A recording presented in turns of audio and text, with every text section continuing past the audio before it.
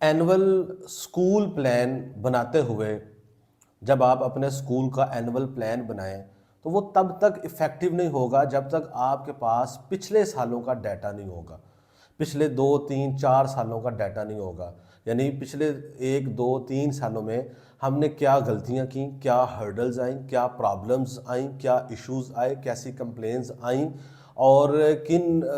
बातों की वजह से जो है वो हमने नुकसान उठाया, प्रोग्रेस नहीं हो पाई, हम आगे नहीं बढ़ पाए। जब तक वो रिटर्न फॉर्म में आपके पास डाटा नहीं होगा और आपने उस डाटा को कंपाइल नहीं किया होगा और आप उसमें जो है वो पेरेंट्स को, स्टूडेंट्स को, टीचर्स को शामिल नहीं करेंगे, आप उनकी राय नहीं लेंगे, आप उनसे पूछेंगे नहीं, तो तब तक यानी आपका जो एकेडमिक जो एनुअल स्कूल प्लान है वो इफ़ेक्टिव नहीं होगा, वो अच्छे तरीके से नहीं बनेगा। तो एनुअल स्कूल प्लान बनाने के लिए, इफ़ेक्टिव बनाने के लिए पिछले सालों का जो डाटा है वो आपके पास होना बहुत ज़्यादा ज़रूरी है।